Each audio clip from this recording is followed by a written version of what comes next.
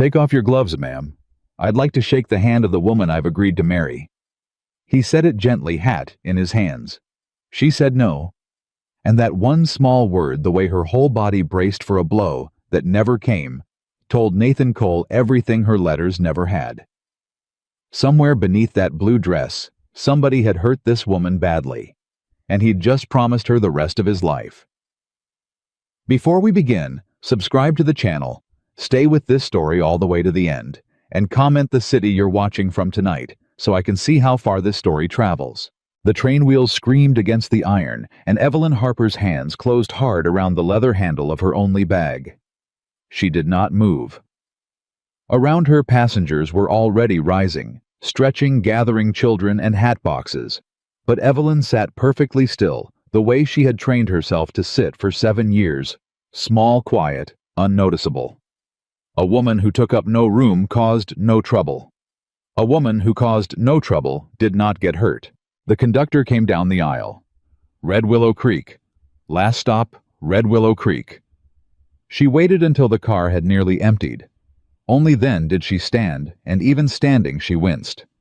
The bruise along her ribs had not healed. She doubted it would heal for weeks. But she had lived through worse, and she had learned the trick of arranging her face so that no one could see it. She stepped down onto the platform, and the whole of Wyoming Territory seemed to open up in front of her. A man was waiting. He was tall, broad through the shoulders, and he held his hat in his 2 hands, the way a boy holds a thing he's afraid to break. He did not stride toward her. He did not shout her name.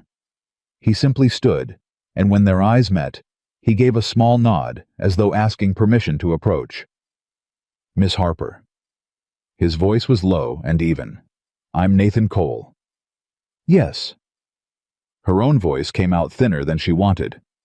Mr. Cole. He stepped forward, careful, and she saw his eyes flick over her the way any man's eyes flicked over a woman he was appraising.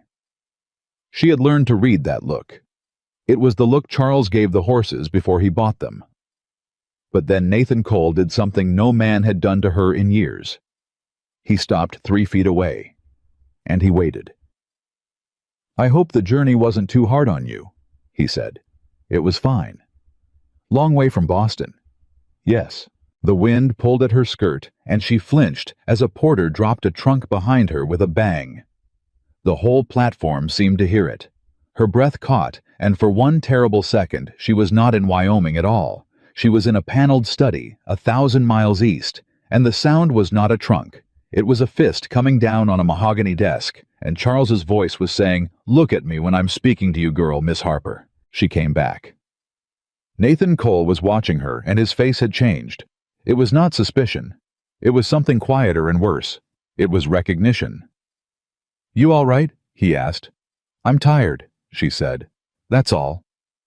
He nodded slowly, but she saw that he did not believe her.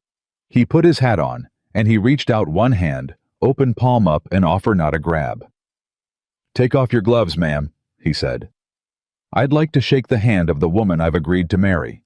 And Evelyn Harper looked down at his open hand, and everything in her turned to stone. No, she said. The word came out before she could stop it. Hard, flat, final. She saw the surprise cross his face, and she braced. Every muscle in her body prepared for what always came next. The tightening jaw, the color rising in the neck, the slow step forward. She had said no to Charles Whitmore exactly 1 time in 7 years, and she had spent 3 days afterward unable to lift her right arm. But Nathan Cole did not step forward. He lowered his hand. All right, he said. That was all right, as though she had refused a second helping of pie. He picked up her trunk, as if it weighed nothing, tucked it under one arm, and gestured toward a wagon with a chestnut mare hitched to the front. Wagon's this way, he said. It's about an hour out to the ranch. I'll go slow over the rough patches. She stared at his back as he walked away.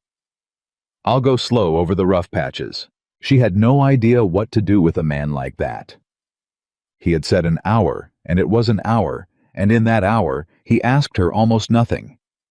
He told her the names of things instead. That ridge there was called the Widow's Comb on account of its shape. That creek down below was Red Willow, which gave the town its name, and it ran high in spring and near dry by August. Those were his cattle, the ones with the C brand, and the tall fellow riding the fence line was Amos, who'd worked the coal place since Nathan's father ran it. Evelyn sat rigid on the bench, both feet planted, one hand gripping the seat rail so she would not slide when the wheels dropped into a rut. "You can lean back if you like," Nathan said. "Won't tip." "I'm fine." "The bench isn't much for comfort. My mother always said it'd shake the fillings out of your teeth." Evelyn said nothing. Then, because the silence stretched, and because 7 years of Charles had taught her that silence was dangerous, that silence made men decide you were being insolent, she said, "It's very beautiful. The country." "It is." He clicked his tongue at the mare. "Gets in your blood. My father came out here with $40 and a bad mule.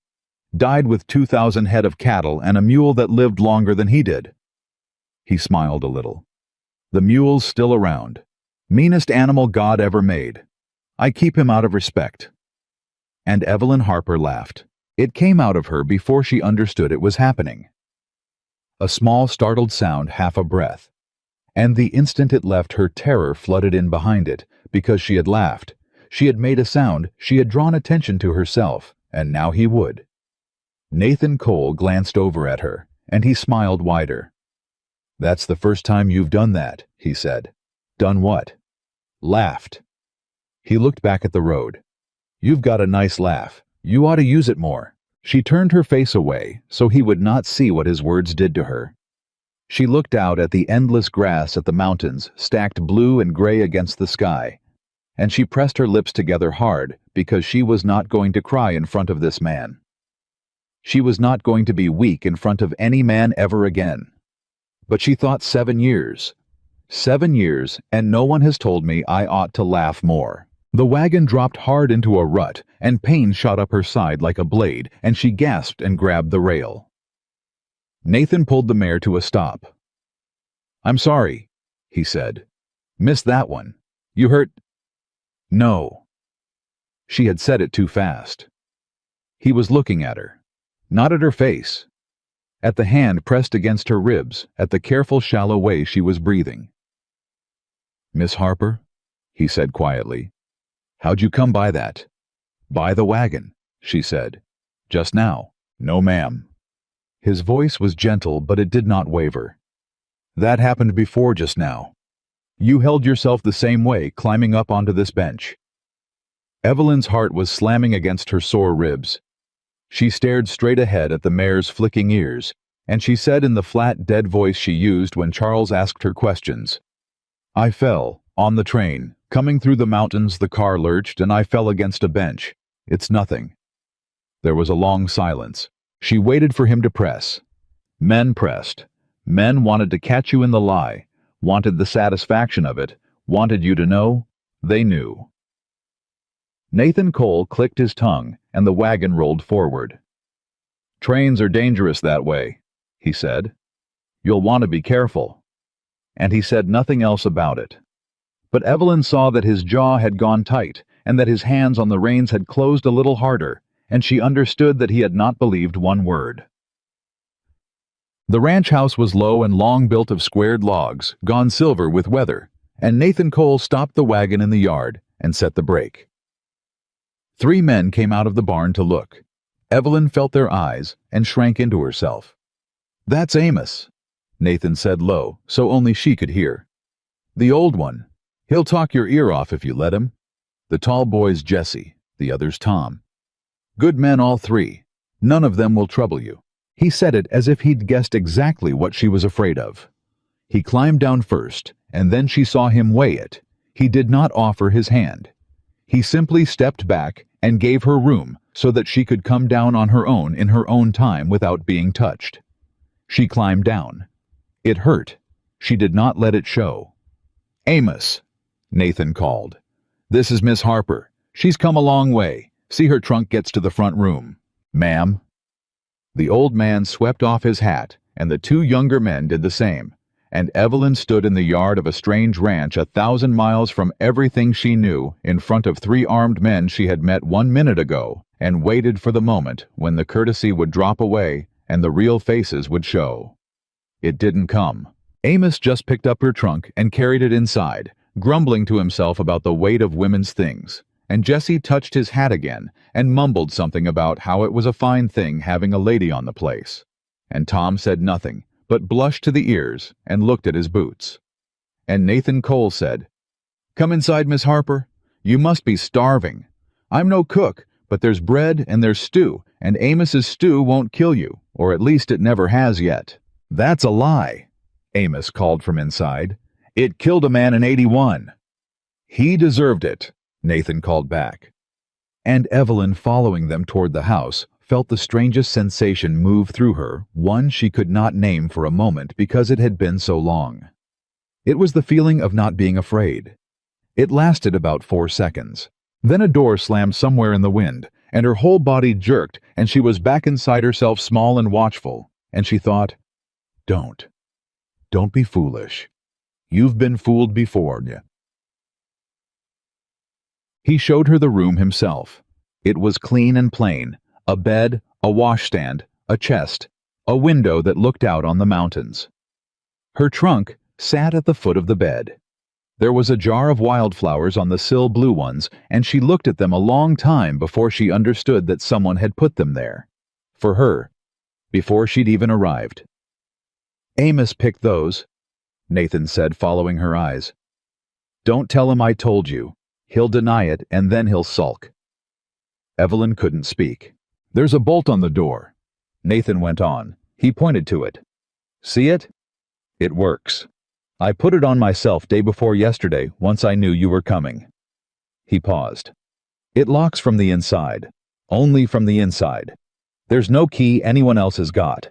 You understand what I'm telling you?" She looked at the bolt, then at him. "Why," she said, "would you put a lock on my door?" He was quiet for a moment.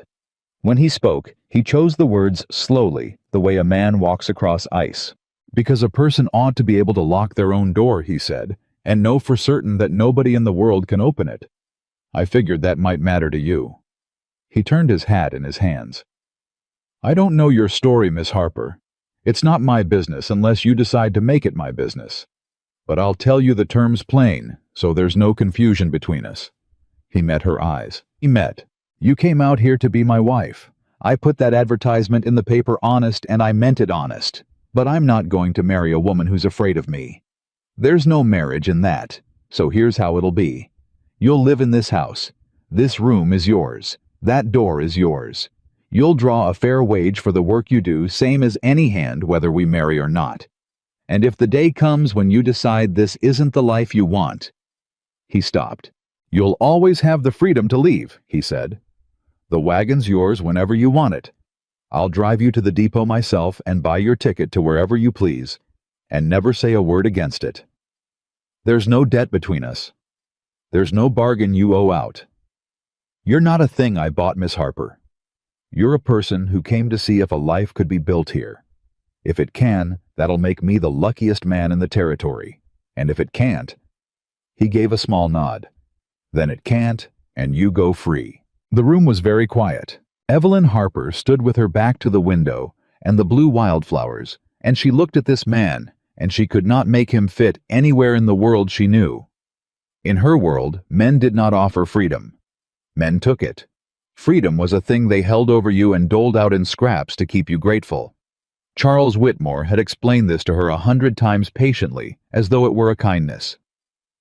"You have no one, Evelyn. You have nothing that isn't mine. Where would you go? What would you do? You'd be dead in a ditch inside a week. I'm the only thing standing between you and ruin." She had believed it. God help her, for 7 years she had believed it. And now, here was a stranger telling her the opposite, with a lock on her door and flowers on her sill. And every instinct she owned screamed that it was a trick, that the kindness was the bait, that the cruelty was coming, and would be worse for the waiting. "Why?" she said. Her voice cracked on the word. "Why would you do all this, the lock, the wage, the why? You've never met me. You don't know me. Why would you give a stranger all of that?" Nathan Cole considered the question seriously. "Because somebody didn't," he said. And then he set his hat on his head.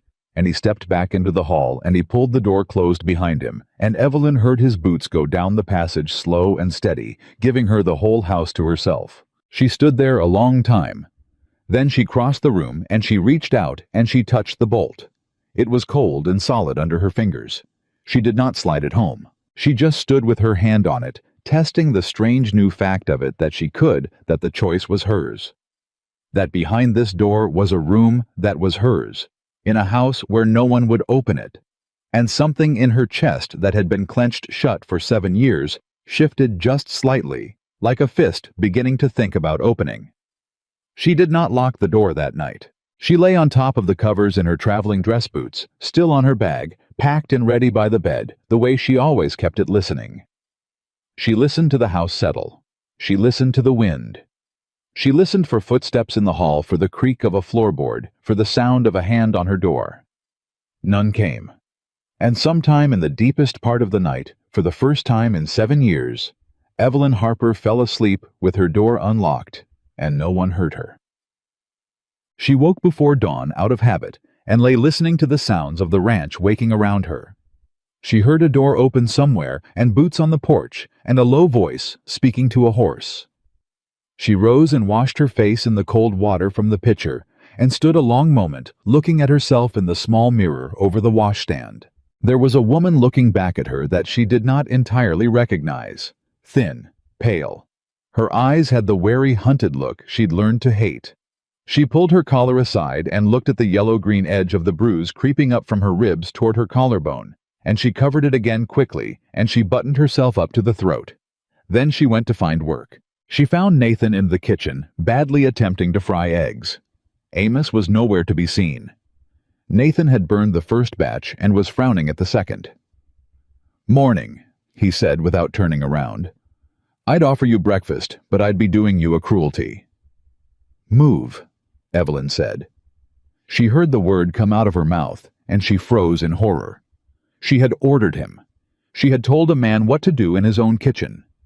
Her hand rose instinctively toward her face, but Nathan Cole just stepped aside, holding up both hands, mock surrendering. "Yes, ma'am," he said. "She can cook. Praise be. Amos, wherever you are, you're relieved of duty, and the whole ranch thanks God." "I heard that," came Amos's voice through the window. And Evelyn, standing at a stranger's stove with a spatula in her hand, felt her heart slow, and she cooked. She was good at it. She had always been good at it. It was one of the few things Charles had let her do because it was useful, and it kept her in the kitchen and out of sight. She made the eggs, and she found flour, and made biscuits, and by the time the 4 men came in from the morning chores, there was a breakfast on the table, the like of which the Cole place had not seen in years. The men ate like wolves. Amos declared it the best meal he'd had since his wife passed, God rest her. Jesse ate 4 biscuits and would have eaten a 5th if Tom hadn't taken it. And Nathan Cole ate quietly. And when he was done, he set down his fork, and he looked at Evelyn across the table. "Thank you," he said. "That was a fine meal. I'm grateful for it." "Such a small thing." "Thank you." 4 men had eaten her food, and one of them had thanked her. Evelyn looked down at her plate, so they would not see her face. She had in that moment a dangerous thought. The most dangerous thought she'd had in 7 years. She thought, I could stay here. The days built one on another, and Evelyn built with them. She would not sit idle, could not in fact. Idleness felt like an invitation to disaster, and besides work was the one language she trusted. So she worked. She scrubbed the neglected kitchen down to the boards. She aired out the sour closed rooms. She found the vegetable garden gone to weeds, and she got down on her knees in the dirt and reclaimed it row by row. And Amos came and leaned on the fence and told her she was wasting her time.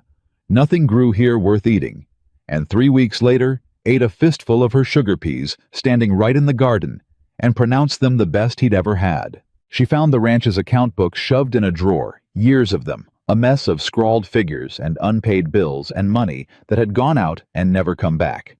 She sat down at the kitchen table with them one evening, and Nathan found her there hours later surrounded by papers, a pencil behind her ear.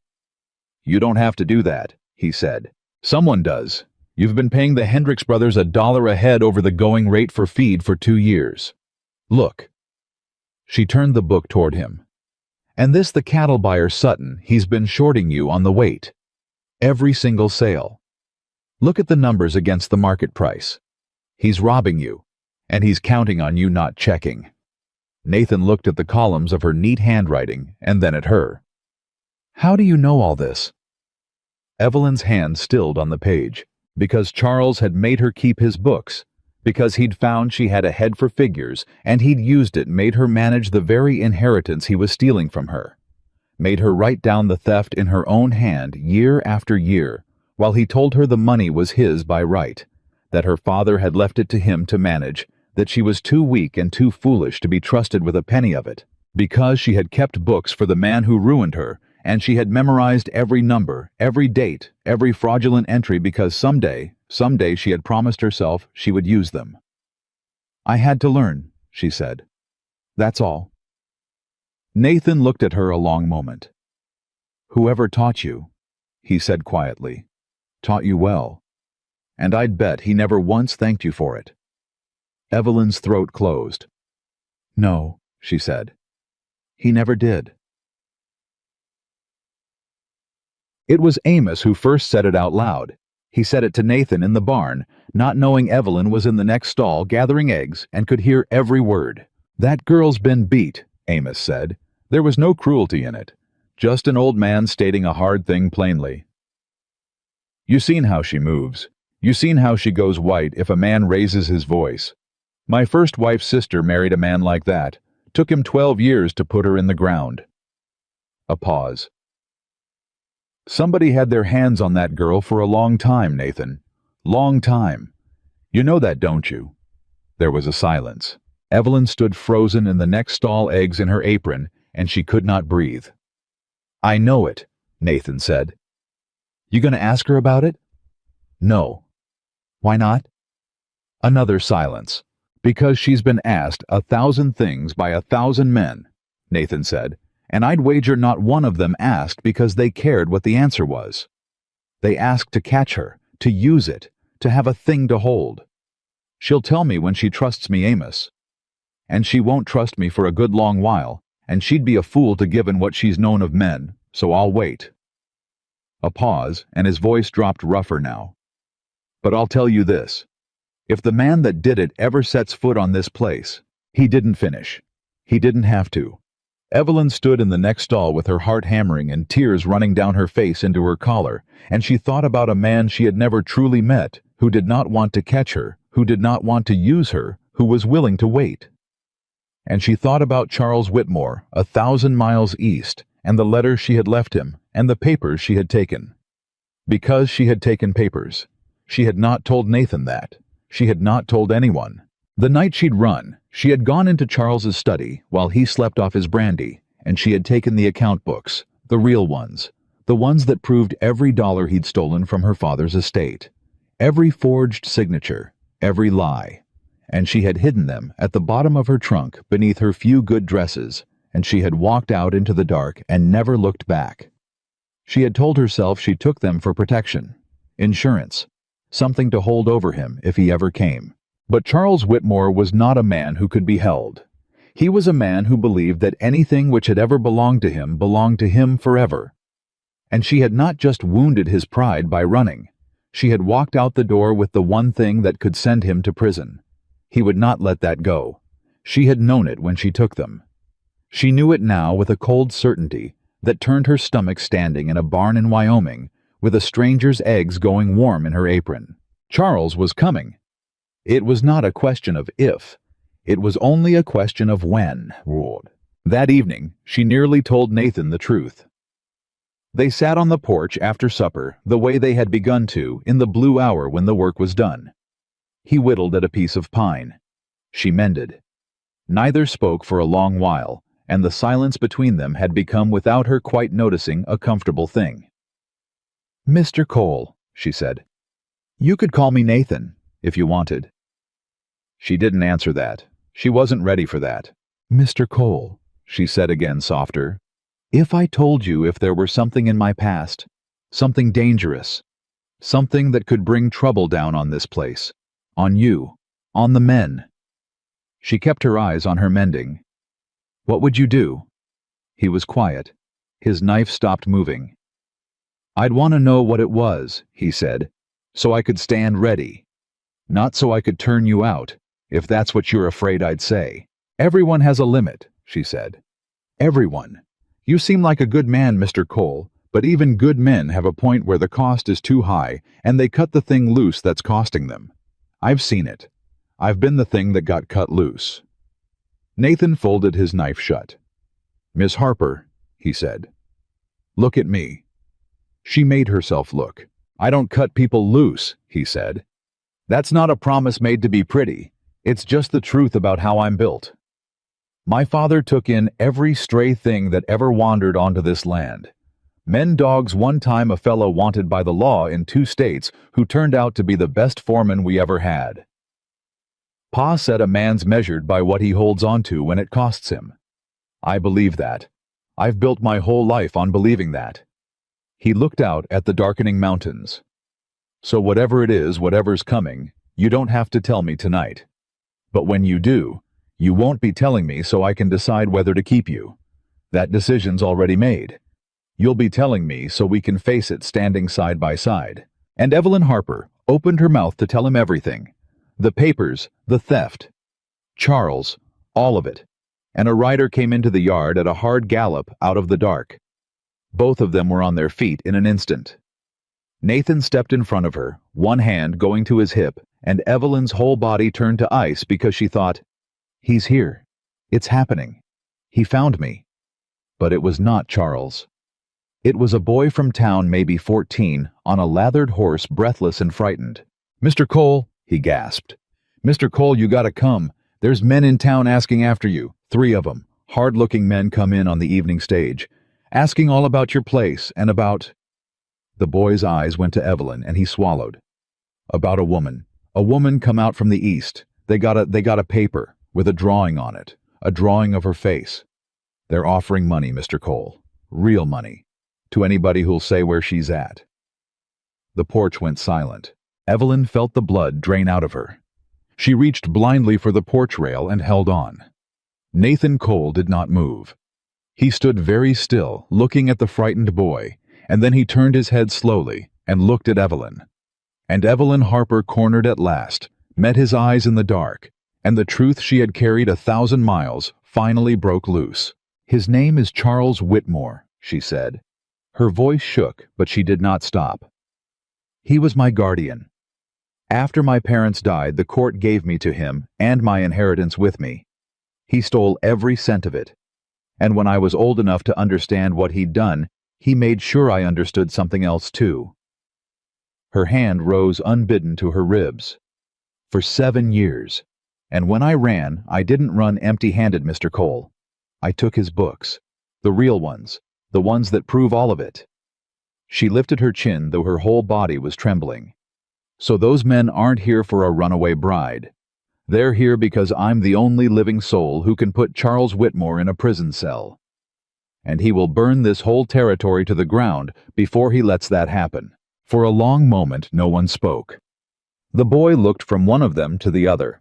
The horse blew and stamped. Then Nathan Cole turned to the boy. Ride home, he said, calm as still water. Tell nobody you came here. Go on now. The boy went.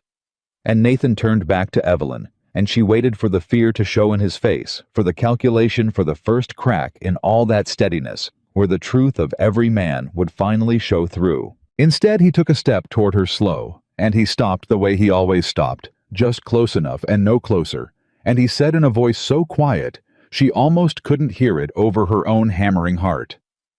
You ran your whole life, he said, because nobody ever stood beside you. He held out his hand, open, palm up, the same offer he'd made on the platform that first day when she'd said no. You don't have to run anymore, he said, but I need you to decide something right now, Evelyn, because those men will be here by morning. Her name. He'd said her name. She looked down at his open hand, and this time with the whole dark weight of everything that was coming bearing down on them both. Evelyn. Harper reached out and stopped her fingers an inch from his, as bootsteps sounded suddenly on the far side of the house, deliberate and slow, coming around the corner of the porch, out of the black, and a voice she had prayed for 7 years, never to hear again, said soft and pleasant and terrible, "Hello, Evelyn. You've led me a very long way." Nathan Cole moved before Evelyn could scream. He stepped in front of her, putting his own body between her and the voice in the dark, and he did it so smoothly, so completely, that she found herself staring at the broad plane of his back. "You'll want to stop walking," Nathan said. The bootsteps stopped. A man came out of the shadow at the corner of the porch, into the spill of lamplight from the window, and Evelyn's whole body went cold, because for one terrible heartbeat, she was certain it was Charles himself. But it wasn't. This man was younger, leaner, with a long jaw and pale eyes, and a pistol worn low and easy on his hip. He wasn't Charles. He was something Charles had paid for. "Evening," the man said. He smiled. "Name's Boyd. I'm looking for a lady. Come out from Boston, dark hair, about so tall." He tipped his head to see past Nathan. "That'd be her right there behind you, wouldn't it?" "This is my land," Nathan said. "You came onto it in the dark around the back of my house without calling out. You know what men out here do to a fella who does that?" Boyd's smile didn't move. "I imagine they invite him for coffee. Some of them shoot first and get to the coffee later. Well now." Boyd spread his hands, showing them empty. "I'm a reasonable man, and I've got the law behind me, so there's no call for shooting.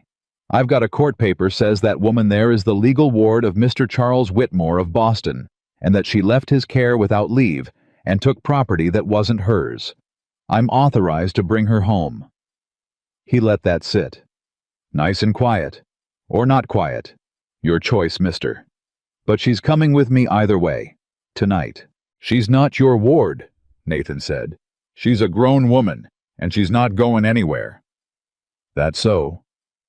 Boyd's pale eyes slid to Evelyn. "That true, honey? You want to stay out here in the mud with the cowboy? Or you want to come home where you belong?" And Evelyn Harper, who had not spoken to a man like Boyd in 7 years without first bracing for a blow, opened her mouth and found her voice. "I am home," she said. The words rang out across the dark yard, and they surprised her as much as anyone. Boyd's smile flickered just slightly, and Evelyn pressed forward before her courage could fail. "You tell Charles," she said, "that I know what he did. I know all of it. And I have it written down in his own hand." She stepped out from behind Nathan. She made herself do it, and stood beside him in the light where Boyd could see her plain. "You tell him the books are somewhere safe, and if anything happens to me or to this man or to anyone on this ranch, those books go straight to a federal judge. You tell him that, word for word." The porch was silent. Boyd studied her for a long moment, and something moved behind his pale eyes. Recalculation, the look of a man who'd been told the job was simple, and was learning it wasn't. "He said you were smart," Boyd said finally. "He said watch out, she's smart." He backed up a step, unhurried, hands still loose. "This ain't over, honey.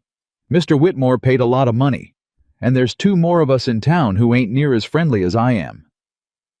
"Get off my land," Nathan said. Boyd tipped his hat, that awful easy smile back in place, and walked backward into the dark until the shadows took him. They heard a horse move off unhurried into the night, and only then did Evelyn's legs give out. Nathan caught her before she hit the boards. He got an arm around her the first time he had touched her, and even then he did it carefully, one arm ready to let go the instant she wanted, and he eased her down onto the porch bench, and he crouched in front of her, not touching her now, just close. "Breathe," he said. "You're all right. He's gone. Breathe, Evelyn." She was shaking so hard her teeth chattered. "He'll come back. There's more of them. You heard him, there's more." "I heard him. You should have let me go with him." The words tumbled out. "You should have Nathan, they'll hurt you. They'll hurt Amos and the boys. This is my trouble, I brought it here, I should never have—" "Stop." He said it gently, but it stopped her. "You just did something. Do you understand what you just did?" She stared at him. You stood up to that man, Nathan said. You looked him in the eye and you told him no. Where I'm from, we call that courage. I don't know what they called it where you're from. Evelyn let out a sound that was half a sob and half a laugh. Where I'm from, they called it insolence, and they made me pay for it. Nathan's jaw tightened. Not here, he said. Nobody makes you pay for anything here. And Evelyn looked at this man crouched in the dark in front of her, and she believed him. She actually believed him, and the believing was so unfamiliar, so terrifying in its sweetness, that she began to cry in earnest. The ugly kind, the kind she'd swallowed for 7 years, and Nathan Cole did not tell her to stop. He didn't tell her she was being foolish. He didn't leave. He just stayed there, crouched in front of her close, but not touching, and let her cry until she was done. They did not sleep much that night. Nathan roused the men. Evelyn heard the low murmur of voices in the kitchen, and she came in to find the 4 of them around the table by lamplight, Amos with a shotgun laid across his knees, Jesse and Tom pale and quiet, Nathan at the head of the table, laying it out plain. So that's how it stands, Nathan was saying. Men came out from Boston to take Miss Harper against her will. They'll be back and there'll be more of them. Any man who wants no part of this, I'll understand it, and I'll pay you fair, and there'll be no hard feelings. You've got till morning to decide. Nobody's going to think less of you. Silence. The lamp hissed. Amos spat delicately into the tin can he kept by his chair for the purpose. You done talkin' foolishness, the old man said. Nathan almost smiled. Amos, I worked for your daddy 40 years, and you 30, Amos said.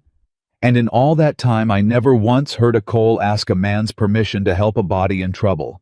Your daddy'd be ashamed to hear you offer me pay to leave. He shifted the shotgun on his knees. Miss Harper cooks better than any woman in this territory, and she's the first person in 10 years bothered to fix that garden. Anybody wants to take her off this place, they'll come through me first. He looked at Jesse and Tom. That go for you boys? Jesse swallowed hard. Yes, sir. Tom, who Evelyn had never once heard speak, said quietly, My ma got beat by my pa till she died. I ain't standing aside for it. No, sir. And Evelyn, standing in the kitchen doorway, felt something crack open in her chest. 4 men. 4 men she had known for a matter of weeks, and every one of them was choosing to stand between her and the thing that had hunted her all her life, and not one of them had asked her for a single thing in return. I don't... Her voice broke. She tried again. I don't know how to thank you. Any of you. I don't have anything to... Ma'am, Amos said, not unkindly. You can thank us by making them biscuits again tomorrow. Now sit down before you fall down. You look like a ghost. She sat down. And Nathan across the table met her eyes and gave her the smallest nod, and in it was everything. You see, this is what I told you. You're not alone. Not anymore. The days that followed were days of waiting, and waiting sharpened everything. Nathan changed the shape of the ranch's life.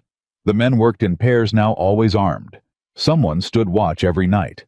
The cattle were moved to the near pasture where they could be watched, and Nathan began in the gray hour before dawn to teach Evelyn things. He taught her to ride, not side-saddle the useless ornamental way she'd been taught as a girl, but astride properly, a woman who could put a horse into a gallop and mean it. She was frightened the first morning, and the horse felt it, and Nathan didn't rush her. He walked beside the animal with his hand on the bridle and talked to her low and steady until she stopped gripping the reins, like they were the only thing keeping her alive. You're fighting her, he said. She feels everything you feel. You're scared, she's scared. You settle, she settles. Just breathe. Let your shoulders down. I don't know how to not be scared, Evelyn said. I know, Nathan said. That's why we start slow. And by the end of this week, she could canter the length of the near pasture, and the first time she did it, the wind in her face, the great animal moving under her, the ground flying by, she laughed out loud. That startled laugh, and Nathan, watching from the fence, laughed too. He taught her to shoot. This frightened her more than the horse. At first the gun was heavy and loud, and it kicked, and the first shot she fired went wild, and she nearly dropped the rifle. But Nathan stood behind her, not crowding, just close, and showed her how to set her feet, and settle the stock into her shoulder, and breathe out slow as she pulled. "Why are you teaching me this?" she asked, lowering the rifle. "You've got 4 men who can shoot. You've got yourself. Because," Nathan said, "there might come a day when I'm not there, and when that day comes, I don't want you standing helpless waiting for somebody to save you. I want you able to save yourself." He met her eyes. "You've spent your whole life waiting on other people to decide what happens to you. Those days are done, Evelyn. From here out you decide." She raised the rifle again. She set her feet. She breathed out slow. The shot rang true, and the tin can on the far post spun off into the grass, and Nathan Cole grinned like she'd hung the moon. He taught her the ranch, too. Not the way Charles had taught her, standing over her, correcting her, using her mind, and giving her nothing but as a partner. He showed her the cattle, the brands, the water rights, the whole intricate business of it, and he asked her opinion, and when she gave it, he listened. When she caught the cattle buyer Sutton shorting the weights again, Nathan took her with him into town and stood back and let her do the talking. And she watched Sutton's face change as this woman laid his own fraud out in front of him in cold numbers and made him pay the difference on 2 years of sales in cash on the spot. Walking out of Sutton's office with the money in her hand, Evelyn felt taller than she had ever felt in her life. "You didn't say a word in there," she said. "Didn't need to," Nathan said. "You had him dead to rights. My saying something would have just got in your way." Evelyn stopped on the boardwalk. "Charles used to tell me I had no head for the world, that I'd be helpless without him, that I was too weak and too foolish to be trusted with anything." Nathan looked at her for a long moment. "Charles," he said, "is a liar, and I'll tell you something else about a man like that." He started walking again slow, so she could keep pace. "A man who spends that much breath telling a woman she's helpless, he's not doing it because it's true. He's doing it because he's scared to death it's not. He kept telling you you were weak because he could see plain as day how strong you were, and it terrified him. A weak woman he wouldn't have needed to lock down so hard." Evelyn had never once thought of it that way.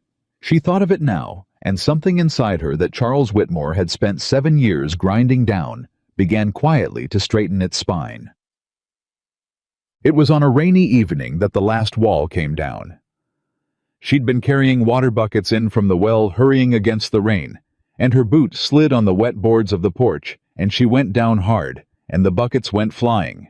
Nathan was there in an instant, kneeling beside her. "Are you hurt, Evelyn?" I'm fine, it's just—" But she'd torn her sleeve in the fall, torn it clean up the seam, and as she pushed herself up, the fabric fell away from her forearm, and there in the gray light were the marks. Old marks. Layered marks. Years of them. The kind of marks that don't come from a single fall, the yellow and green and faded brown of a body that has been hurt and hurt again and hurt again over and over for a very long time. She saw Nathan see them. She grabbed for the torn sleeve, tried to cover it. Her face flooding with the old shame, the old terror, the old certainty that being seen was the most dangerous thing in the world. "Evelyn." Nathan's voice was very quiet. He had gone very still. "Who hurt you?"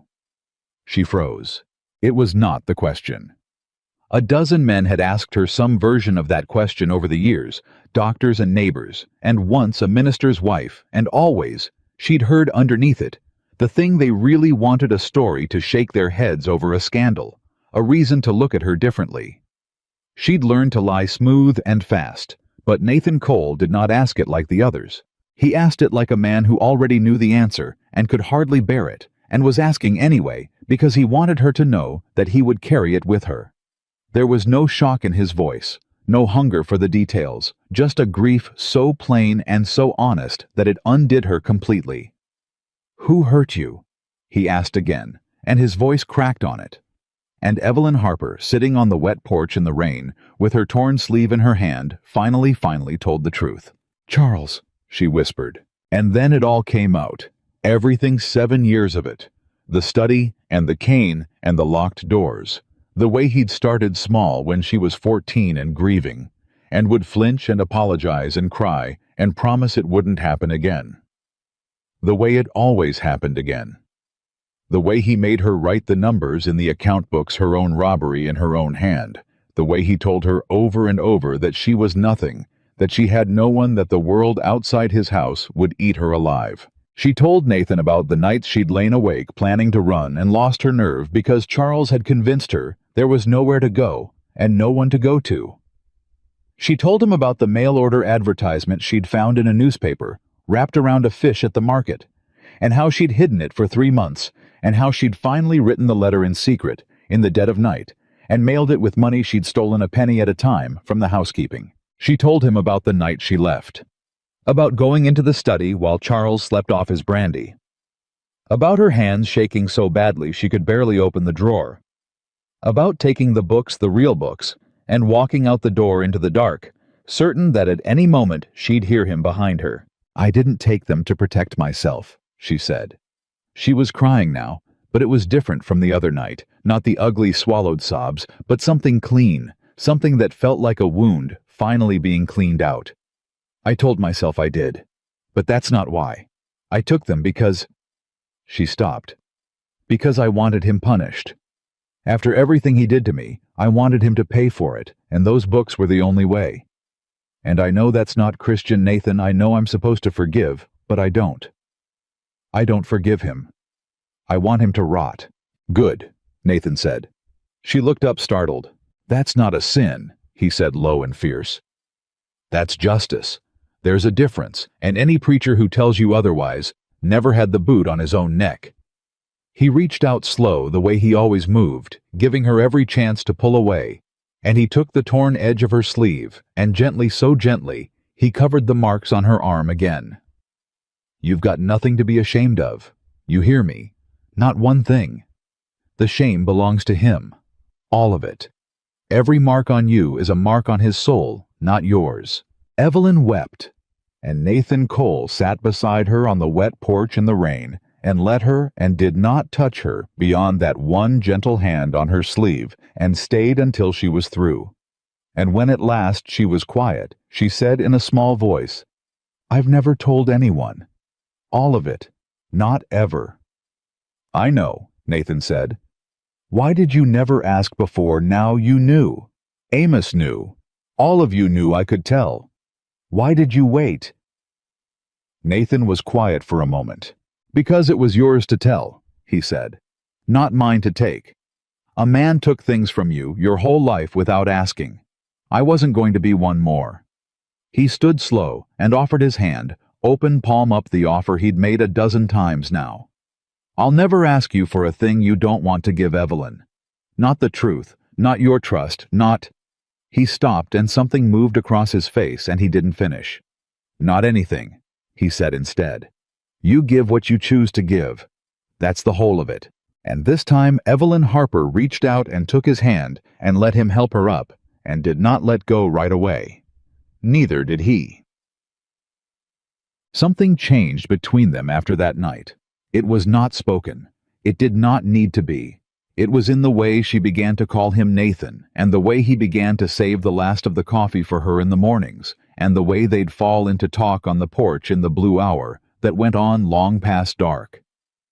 She'd started to sleep with her door unlocked every night now.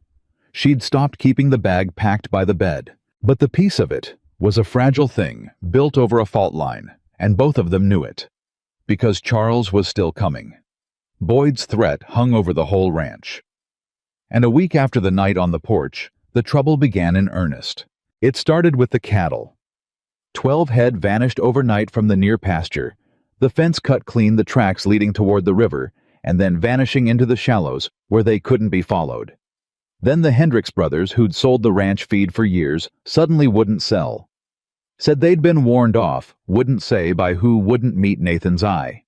Then a bill of sale surfaced in the county land office, a forged deed, claiming that a quarter of the coal grazing land had been sold years back to a company nobody had ever heard of, the Meridian Land and Cattle Company, and the papers looked real enough that the county clerk didn't know what to make of them. "Meridian?" Evelyn said, staring at the copy Nathan brought home. "I know that name." She went cold. Nathan. I've seen that name. In Charles's books. Meridian was one of the companies he used to hide the money he stole from me. It's not a cattle company. It's a paper company. It's Charles. Nathan set his jaw. He's not just sending men to take you back. No. Evelyn's hands tightened on the forged deed. He's going to take everything. He's going to break this ranch to pieces, ruin you, ruin all of you, until you have no choice but to hand me over just to survive. She looked up, and her eyes were burning. That's how he works. He doesn't come at you straight. He comes at everything around you until you're so surrounded and so tired and so alone that giving him what he wants feels like relief. And then the thing happened that neither of them had expected. A man rode out to the ranch one gray morning. Not a hired gun. Not one of Boyd's men, but a rancher. A neighbor. Silas Meade, who owned the spread just north of Nathan's. Evelyn had met him twice in town. A big, prosperous, backslapping man, well-liked, with the biggest herd in the county. He came alone, and he came smiling, and he asked to speak with Nathan privately, and Nathan brought him into the kitchen, and Evelyn poured the coffee. Nathan, Silas said, settling his bulk into a chair. I'll come straight to it, neighbor to neighbor. Word is you've got trouble. Rustled cattle, forged deeds, hard men in town. That's a hard row. A man could lose everything fighting that kind of thing. I'm managing, Nathan said. Sure you are. Sure. Silas sipped his coffee. But I got to thinking, what if a man didn't have to fight it at all? What if a man had a friend who could make the whole thing just go away? He set the cup down. I've been wanting to expand for years. Your land butts right up against mine. Good water. I'll give you a fair price, more than fair, a generous price for the whole spread. You take the money, you and your lady go somewhere fresh. Somewhere this Boston trouble can't follow. And all this? He waved a thick hand. It just ends. Everybody wins. The kitchen went very quiet. Evelyn, standing at the stove with the coffee pot, felt her blood run cold because she understood all at once exactly what she was looking at. How did you know, she said slowly, about the forged deed? Silas turned to her, still smiling. Beg pardon, ma'am. The deed at the county office. Meridian Land and Cattle. She set the coffee pot down very carefully. Nathan only found out about it 3 days ago. He hasn't told a soul outside this ranch. So how does his neighbor 12 miles north already know all about it? She held Silas's eyes. And the rustled cattle, and the hard men in town. You've got the whole picture, Mr. Meade. Every piece. Right down to calling my trouble a Boston trouble, though I don't recall anyone in this county knowing I came from Boston. The smile stayed fixed on Silas Meade's face, but the warmth went out of his eyes, and Evelyn watched a different man surface behind them, harder, colder, calculating. Nathan, she said, not taking her eyes off Meade. Your neighbor isn't here to help you. He's the one doing all of it. The cattle, the deeds, the Hendricks brothers, it's him. He's not offering to save you from the wolf. She finally understood the whole shape of it, and it made her feel sick. He is the wolf. Charles found himself a partner out here, a local man. Someone who wanted your land and didn't much care how he got it. That's why the deed looked so real, because a real rancher who knew the land office filed it. That's how a Boston man could reach 1,200 miles and squeeze a Wyoming ranch. He didn't reach. He hired someone who was already here. Silas Meade set down his coffee, and the chair creaked as he leaned back, and he looked at Evelyn Harper with something like appreciation and something like hatred. Whitmore said you were clever, he said. He didn't say you were this clever. Nathan came out of his chair so fast the table jumped. But Evelyn put her hand on his arm, her hand on a man's arm, to stop him. A thing she could not have done 3 weeks ago, and Nathan stopped. Meade rose unhurried, settling his hat on his head. You've got it about right, missy. I'll give you that, he said. Whitmore wants the woman and don't care about the land. I want the land and don't care about the woman. Fella like that and a fella like me were what you'd call a natural partnership. He points me at the ranch, I do the work, and when it's done, he gets his runaway, and I get 1,200 acres of the best grass in the county. Everybody gets what they came for. He looked at Nathan. Everybody but you, Cole. You're just the poor fool standing on top of what two powerful men decided they wanted. Sell to me. Take the money. It's the only walk out of this that doesn't end with you in the ground. Get out of my house, Nathan said very low. Silas Meade chuckled and walked to the door. But he stopped there and turned, and his eyes went to Evelyn one last time. Whitmore's not sending men anymore, by the way, he said pleasantly. He got tired of waiting. Sold his house back east, wound up his affairs. Word I got yesterday, he's already on a train. He smiled. He's coming himself, Missy, to collect what's his in person. And when a man like that gets on a train and crosses a whole country to fetch a thing back. Meade opened the door. He doesn't plan on that thing ever running again. He stepped out and pulled the door shut behind him, and they heard his horse move off. Evelyn stood frozen in the middle of the kitchen. The coffee pot ticked on the stove. Somewhere outside, a crow called. "He's coming here," she whispered. "Himself. Charles is coming here." Nathan crossed to her. He took her by both shoulders, firm, steadying, and she did not flinch from it, and some small part of her marveled, even now that she did not flinch, and he turned her to face him. "Then let him come," Nathan said. "Let him get on his train and cross his whole country. You know what he'll find at the end of it, Evelyn." She shook her head. "He'll find you standing on your own 2 feet on land, where you've got 4 men and a husband who'd die before they let him touch you." Nathan's eyes were burning. "He's been the biggest thing in your sky your whole life. This great, terrible giant. But he's just a man, Evelyn. A liar and a thief and a coward who beats women, and out here 1,200 miles from every judge he's bought and every servant he's frightened out here, he's just a man. And he's walking straight into the one place on this earth where he's got no power at all." Evelyn looked up at him. "You said husband," she whispered. Nathan went still. He hadn't caught it himself. She saw it had just come out of him, the truth ahead of the intention. His hands loosened on her shoulders, and something in his weathered face went uncertain and young. "I did," he said quietly, and in the small humming silence of the kitchen, with the wolf's threat still hanging in the air, and Charles Whitmore already somewhere out on the rails coming toward her across the dark body of the country. Evelyn Harper looked at the one man who had never once raised his hand or his voice to her, who had put a lock on her door and flowers on her sill, and never asked her for a single thing she wasn't ready to give, and she reached up and laid her palm flat against the side of his face, the first time she had ever willingly touched a man's face in her life, and felt him go absolutely still under her hand, hardly breathing, as though the smallest movement might frighten her off. And a rifle shot cracked out across the yard, and the kitchen window shattered above their heads, and both of them hit the floor as a man's voice bellowed from somewhere out beyond the barn, and Amos came pounding onto the porch shouting Nathan's name, and the fragile, hard-won piece of Silver Creek Ranch ended all at once in a storm of breaking glass. "Stay down!" Nathan had her by the collar, dragging her below the line of the shattered window, as a second shot punched through the wall above them and buried itself in the far cupboard.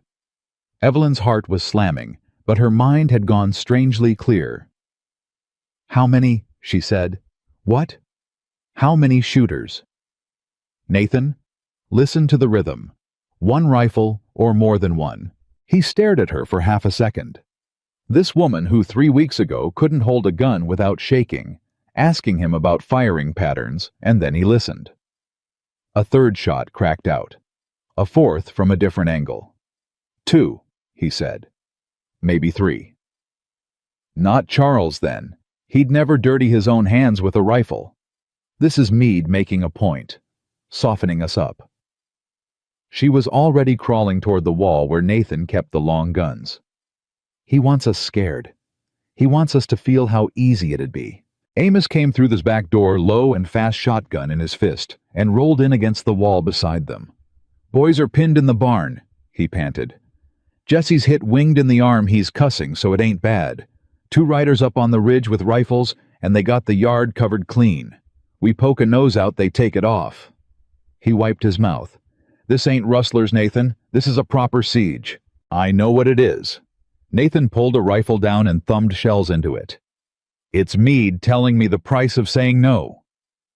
Evelyn reached the wall and took down the rifle Nathan had trained her on, the light one, and loaded it the way he'd shown her, her hands steady now in a way they'd never been steady in her whole life. Amos watched her do it and grunted. She know how to use that. She's better than Tom, Nathan said. Tom couldn't hit the barn from inside the barn. I heard that, came Tom's faint voice from somewhere across the yard, and Evelyn crouched below a shot-out window with a loaded rifle in her hands and men bleeding around her, felt the strangest thing rise up in her chest. Not fear. She knew fear the way she knew her own name. This wasn't it. This was something hot and clean and almost joyful, and it took her a moment to place it because she'd never felt it before. It was anger. Her own anger. Finally, after 7 years, pointed outward instead of swallowed down. They're up on the ridge, she said. You said 2 on the ridge with rifles. Nathan, the ridge is a quarter-mile off. They're not trying to hit us. If they wanted us dead, they'd have circled in close in the dark. They're shooting to frighten, which means Meade wants us alive and terrified, so I'll walk out and hand myself over to save the rest of you. She looked at him. So the one thing we do not do is give him what he wants. We don't panic. We wait him out. Or, Nathan said slowly, we don't wait. What do you mean? I mean 2 men on a ridge who think they've got a bunch of scared folks pinned in a house. Nathan's eyes had gone flat and cold.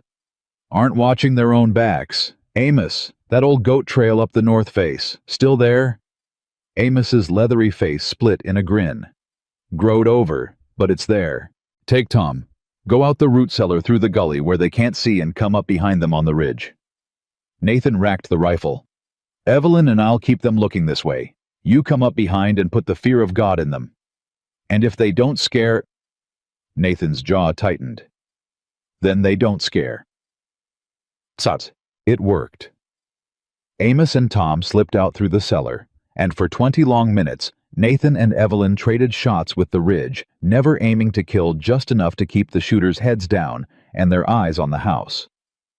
Evelyn fired 6 times, and the 6th time she clipped a rock a foot from a shooter's head, and heard the man yelp, and she felt a fierce, ugly satisfaction that she'd have been ashamed of a month ago, and wasn't ashamed of now. Then there was a commotion on the ridge, shouting a scuffle, one rifle going off wild into the sky, and Amos's voice bellowing something, and then 2 riders broke from the ridgeline and ran their horses flat out for the north road, low over their necks, running like the devil was on them. Silence fell over the yard. Nathan let out a breath. He looked at Evelyn, and there was something in his face she hadn't seen before, not surprise exactly. Wonder, maybe. You didn't flinch, he said. Not once. Not through any of it. I flinched for 7 years, Evelyn said. She set the rifle down, and only now did her hands begin to shake, the way they always did when the danger passed and the body finally understood what it had been through. I'm done flinching. But she wasn't quite done, because it was one thing to fire at shadows on a ridge a quarter-mile off. It was another thing entirely she was about to learn to look the past in the eye. They buried nobody that night. Jessie's arm was a graze. Evelyn cleaned and bound it herself, her hands sure, and Jessie blushed the whole time and swore he'd been hurt worse falling off the porch drunk. The window got boarded over. Watches were doubled, and in the gray dawn, exhausted and wired, the 5 of them sat around the kitchen table and faced the thing that Evelyn had been dreading since Meade rode away. He'll come at the law next, she said. She'd been up all night thinking it through, and the certainty of it sat cold in her stomach. Charles and Meade both. The shooting was to frighten us. But Charles doesn't win by frightening. He wins by making everything he does look legal. The forged deed, the court paper Boyd waved, calling me a runaway ward who stole property. He builds a wall of paper and drowns you in it until the truth can't be heard over the noise. She looked around the table. He'll go to the marshal. He'll get there first with his documents and his money and his fine Boston manners, and he'll tell his story before we can tell ours. And by the time we walk in, we'll be the criminals, and he'll be the wronged guardian come to reclaim his poor deranged ward. Then we get there first, Nathan said. With what? Evelyn's voice cracked. His papers look real. He's got a forged deed, a court order, God knows what else. What have I got, Bruises? He'll say I gave myself. My word against a rich man's." She pressed her hands flat on the table to stop them trembling. "This is what I could never make anyone understand back east. He owns the truth, Nathan. He can make black look white and white look black, and everyone believes him because he's respectable, and I'm—" She stopped. "You're what?" Nathan said quietly. "A hysterical woman," Evelyn said, and the old bitterness was in it. "That's what he called me to the doctors the 2 times I tried to tell someone. Hysterical, unstable, prone to fancies. He'd stand there so calm and so sad, this good man burdened with a difficult ward, and I'd be shaking and crying and half out of my mind with fear, and I'd look exactly like what he said I was, every time. He made me into the proof of his own lie." The kitchen was silent. Then Amos spoke up slow. "You said you took his books," the old man said. "The real ones. That proved the thieving." "Yes." "Well," Amos scratched his jaw, "where are they?" And Evelyn opened her mouth to answer and stopped, because she'd hidden them the first night she arrived before she trusted a soul on the place, hidden them somewhere no one would think to look. And in 3 weeks of building a life, she had almost let herself forget how much depended on them. Her whole case, her whole freedom, everything. "They're safe," she said carefully. "I hid them the night I came. I'll tell you where when the time comes." She saw Nathan's flicker of hurt and hurried on. "It's not that I don't trust you. It's that Charles is coming, and if things go bad, if he takes me, then whoever knows where those books are is the only thing that can still bring him down. And I won't put that target on your back, Nathan. Not yours. I need there to be one person left standing that Charles doesn't know to be afraid of." Nathan looked at her a long moment, and then slowly he nodded. "All right," he said. "That's smart. That's—" He almost smiled. "You'd have made a fine general." "I had a fine teacher in strategy," Evelyn said. 7 years of it. You learn to think 3 moves ahead of a man when the cost of not thinking is, she didn't finish. She didn't have to. And they rode into Red Willow Creek that afternoon, all 5 of them, to get ahead of Charles at the marshal's office. They were too late. The marshal was a lean gray man named Hollis with tired eyes and a careful manner, and when Nathan and Evelyn walked into his office, he was already sitting across from a visitor. A well-dressed, silver-haired gentleman with soft hands and a kind, sorrowful face, who rose politely when Evelyn entered, and said in a warm and gentle voice that stopped her heart dead in her chest, "Evelyn, oh, thank God. Thank God you're safe." Charles Whitmore. He was here. He had beaten them. He was sitting in the marshal's own office, and he had gotten there first exactly as she'd feared, and now he rose toward her with tears. Actual tears standing in his kind blue eyes, his arms half open as though he might embrace her. This loving guardian reunited at last with his lost and troubled ward. Evelyn could not move, could not speak. 7 years of training seized her body all at once and turned it to stone, and she felt herself begin to shrink, to go small, to disappear inside herself the way she always had. And then Nathan Cole stepped between them, just like on the porch that first night. He put his body between her and Charles Whitmore, and he said evenly to the marshal, "Marshal Hollis, my name's Nathan Cole. This is my wife." "Your wife."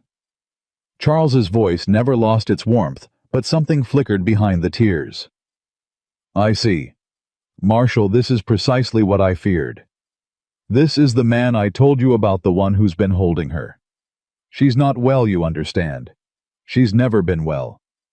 My poor ward suffers from delusions, terrible fancies has since her parents died. She imagines cruelties that never happened. She runs. She's run before." He turned those wet, sorrowful eyes on Evelyn. "Evelyn, sweetheart, look at you. You look exhausted.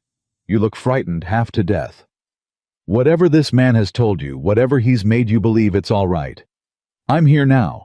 I've come all this way to bring you home and get you the care you need."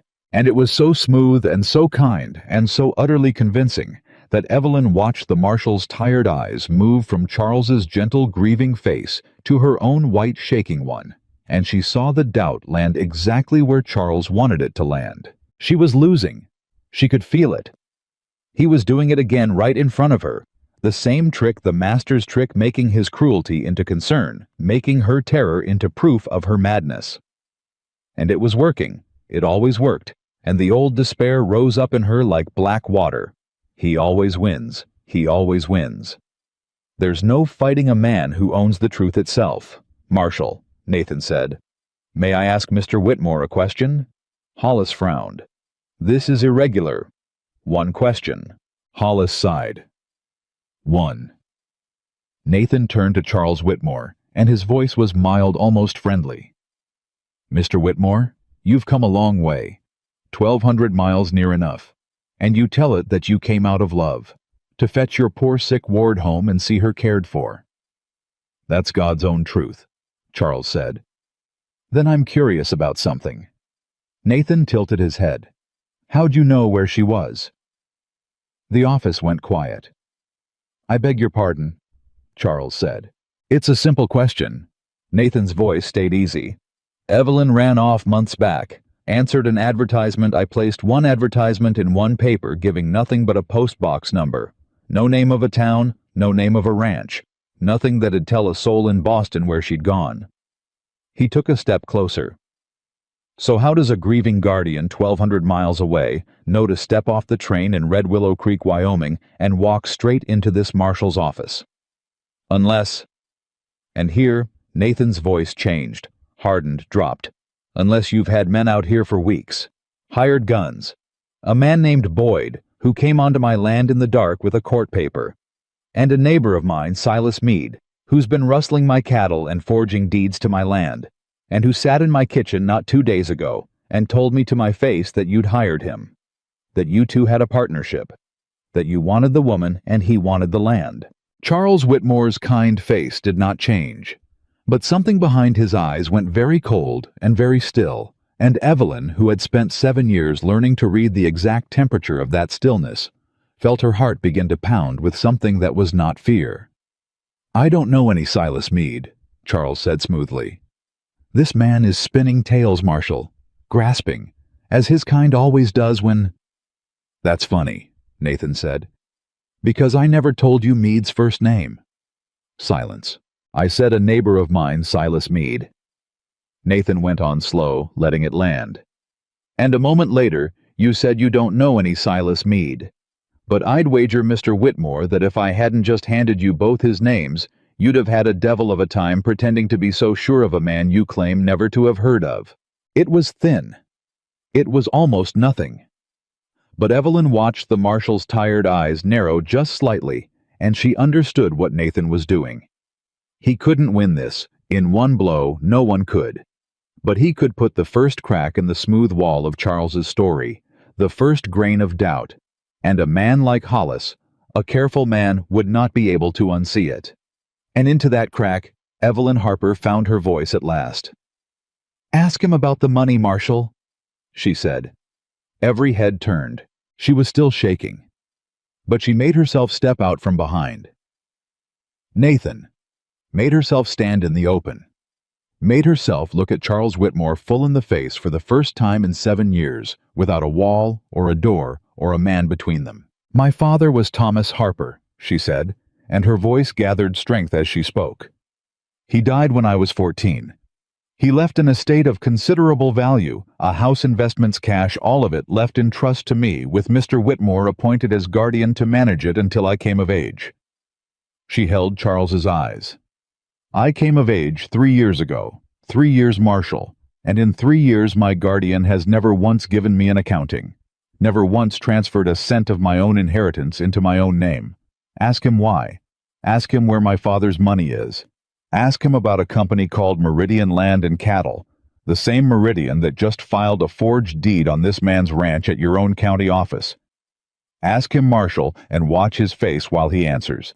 These are the delusions I warned you of, Charles said, but there was an edge in it now, a thin, high note of strain under the warmth. The poor girl has constructed an entire— Then it should be easy, Evelyn said, for you to produce the accounts. You always kept such careful books, Charles. You made me keep them, remember? sitting up nights entering the figures in my own hand. She saw him flinch, the first true flinch, a small one, but she saw it, and God, it was sweet. You always said a man who keeps honest books has nothing to fear. So produce them. Show the marshal every dollar of Thomas Harper's estate and where it went. Do that, and I'll go home with you this very hour, and I'll never trouble you again. The office was dead silent. Charles Whitmore looked at her, and for just one instant, one single, unguarded instant, the mask slipped all the way off, and Evelyn saw underneath it the thing she had lived with for 7 years. The flat, reptilian coldness, the pure contempt, the face he showed only behind locked doors. It was there and gone in less than a second, but the marshal saw it too. Evelyn watched Hollis see it, watched the tired gray eyes move over Charles Whitmore's face, and register the exact moment the loving guardian vanished, and the other thing looked out. It lasted no time at all. But you could not unsee a thing like that. Mr. Whitmore, Hollis said slowly, can you produce those accounts? I did not travel across a continent, Charles said, and now the warmth was gone, entirely replaced by a cold, clipped authority, the voice of a man used to being obeyed. To be interrogated by a frontier lawman on the word of a hysteric and a cowboy. I have a court order, sir. It is legal and binding. It names me as this woman's guardian and authorizes her return to my care. You are obligated to enforce it. I suggest you do your duty before I take the matter to your superiors and see you removed from your post. And there it was. The threat.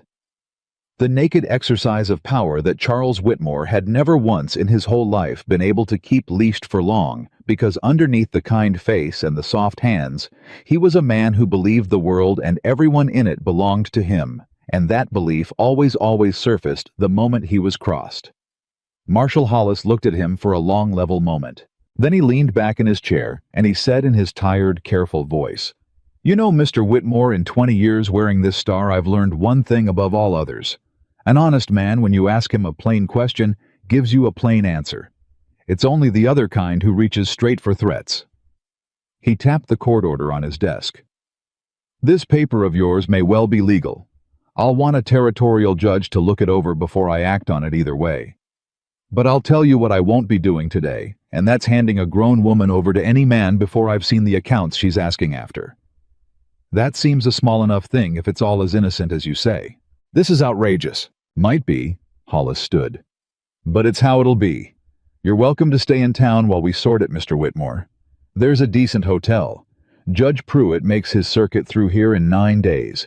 He can rule on your paper and on these accounts and on any charges of fraud that might come up regarding forged deeds in my county, which I'll be looking into starting today. His tired eyes flicked to Nathan. Cole, that business about Silas Meade and the rustling, you willing to swear a complaint? I am, Nathan said. Then come by tomorrow and we'll do it proper. Hollis turned back to Charles, and there was steel under the tiredness now. 9 days, Mr. Whitmore. We'll all of us wait on the judge.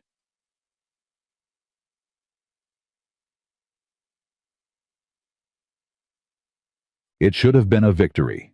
It was a victory. They rode out of town with the marshal's doubt planted, and 9 days won, and Charles held at bay by the one thing he couldn't buy or forge or frighten a stubborn, honest lawman who wanted to see the books. But Evelyn was quiet the whole ride home, and Nathan let her be until they were nearly to the ranch, and she finally spoke. He'll never let it get to the judge, she said. 9 days. You saw his face. He's already thinking. By tomorrow he'll have a new plan, and it won't involve waiting politely in a hotel for a judge to read his forged paper. She stared out at the mountains. He came here himself, Nathan. He sold his house. He wound up his affairs. Men like Charles don't burn their bridges and cross a continent unless they've decided there's no going back. He's not here to win a court case. He's here to make sure I can never testify against him, one way or another. Nathan's hands tightened on the reins. He'd have to get through all of us. He knows that. Evelyn turned to look at him. So he won't come at all of us. He'll come at the one thing that can put him in prison. She held his eyes. The books, Nathan. Everything comes down to the books. As long as they exist and I can produce them, he's finished, and he knows it now. I said it out loud in front of the marshal. So the books are the only thing he needs. Find them, or force me to give them up, or destroy them, and destroy me along with them if he has to, and every crime he ever committed just disappears. She took a slow breath. He's going to come for the books, and he's going to use whatever he has to make me tell him where they are. They rode in silence for a moment. Then I need to know where they are, Nathan said quietly. Not to hold over you, so I can guard them, so you're not carrying this alone. Evelyn looked at him for a long time, and she made a decision that she would have called madness 3 weeks ago, the decision to trust a man completely, to put her life and her freedom entirely into his hands, to stop holding back the one card she had left. All right, she said. I'll show you tonight. After dark. She never finished. Because as they came over the last rise before the ranch, both of them saw it at the same moment, and both of them went cold to the bone. The ranch house was standing, but the barn was gone. Where the barn had been, there was only a black, smoking ruin. The timbers still glowing, a thick column of gray smoke rising straight up into the still evening air.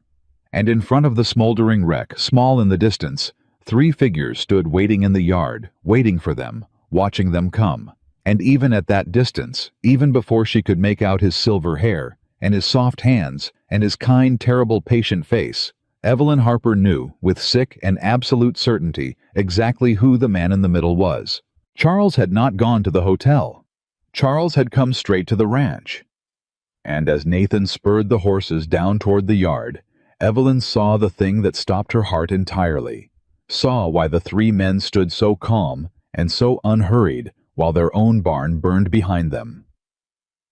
Amos was on his knees in the dirt, at Charles Whitmore's feet, his hands bound behind him, blood running down the side of his gray head. And Charles Whitmore was standing over the old man with a pistol pressed to the back of his skull, smiling up the hill at Evelyn, waiting for her to come close enough to hear him say the words she already knew were coming. Don't. Evelyn caught Nathan's arm as he reached for his rifle. He wants you to. He wants a reason. If you pull that gun, Amos is dead before it clears the scabbard. Nathan's whole body had gone rigid, coiled a hair from breaking. That's Amos down there. I know whose it is. Her voice was low and hard and shaking all at once. And that's exactly why you can't. Charles doesn't want to shoot out Nathan. He's got 2 guns and we've got the high ground, and he knows he'd lose it. He wants me walking down that hill on my own 2 feet, terrified, willing to trade anything. That's the only thing that gets him what he came for. She swallowed. So we walk down, slow, hands where he can see them. And we don't give him one single thing until Amos is off his knees. Evelyn, trust me. She looked at him, and for the first time the words came easily. You told me I don't have to run anymore. You told me to decide. I'm deciding. Walk with me. And Nathan Cole, against every instinct he owned, let go of the rifle and walked down the hill beside her. Charles Whitmore watched them come with the patience of a man who had never once in his whole life doubted that the world would eventually give him what he wanted. There she is, he said warmly, as though greeting a daughter at a train station. The pistol did not move from the back of Amos's head. You've cost me a great deal of trouble, Evelyn, and a great deal of money. Do you have any idea how much money? Let the old man up, Evelyn said. She stopped 20 feet away, Nathan at her shoulder, the 2 hired guns fanning wide with rifles ready. He's got nothing to do with any of this. Let him up and we'll talk. We'll talk regardless. Charles smiled. But I confess I'm disappointed in you, my dear. All this, he gestured at the smoking ruin of the barn with his free hand, could have been avoided. The barn, this gentleman's poor head, all of it. You made it necessary running as you did, taking what wasn't yours. It was mine, Evelyn said. Every cent of it was mine. My father left it to me. Your father, Charles said, and just for an instant the warmth curdled, left a fortune in the care of a sentimental 14-year-old girl who couldn't add a column of figures without her tongue between her teeth. Someone had to manage it. Someone had to make the hard choices you were too soft and too stupid to make. I built that money into something. I earned it, whatever any court might say." The mask slid back into place. "But that's an old argument. Here is the new one, and it's very simple. So listen closely, because a man's life depends on your understanding it." He pressed the pistol harder against Amos's skull, and the old man grunted. "You took certain books from my study, ledgers. I want them. You're going to tell me where they are right now, and then this will all be over." And there it was, said out loud in front of Nathan, in front of the marshal's absence, and the burning barn, and the 2 rifles, the whole game laid bare.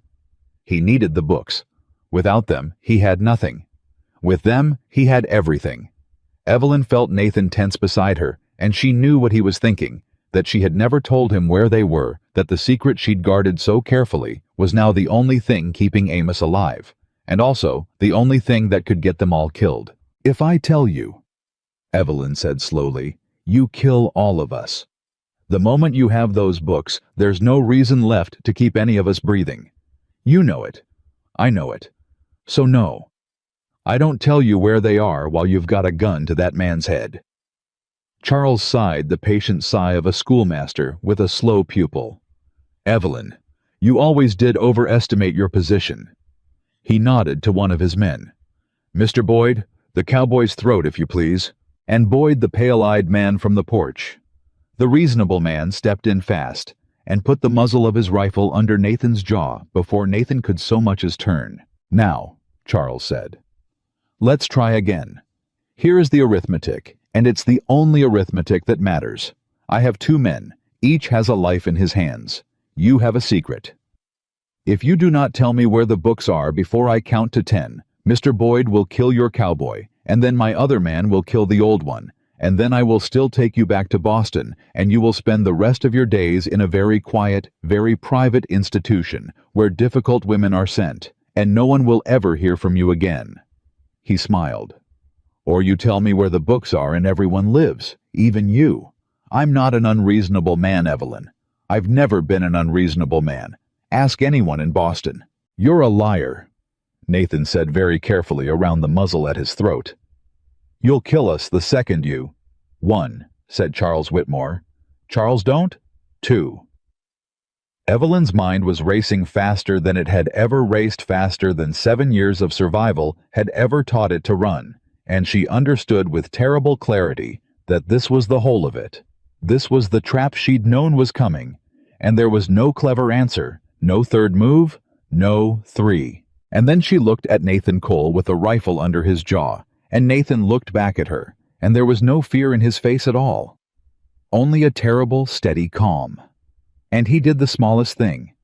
He moved his eyes, just his eyes, down and to the left, toward the ground, toward the smoking ruin of the barn. And Evelyn understood.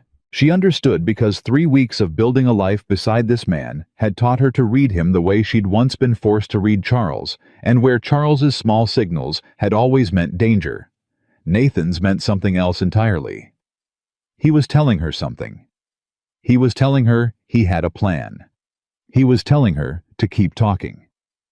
4, said Charles. "Stop," Evelyn said. "Stop counting. I'll tell you." Charles raised a hand. Boyd's rifle stayed at Nathan's throat, but the counting stopped. "Wise," Charles said. "Go on." "They're in the barn," Evelyn said. The words dropped into the silence like stones. Charles's kind face went very still. Slowly, terribly, he turned his silver head and looked at the smoking, blackened ruin of the barn behind him, the collapsed timbers, the glowing coals, the destruction his own men had made an hour ago. "The barn," he said. "Under the floor of the tack room," Evelyn said. Her voice was steady now, dead steady, the calm of a woman with nothing left to lose. "In an oilcloth bundle, buried in the dirt beneath the floorboards in the corner where the harness pegs are. That's where I hid them the first night I came, before I trusted a soul on this ranch." She held Charles's eyes, and she let him see it. Let him watch the arithmetic reverse itself.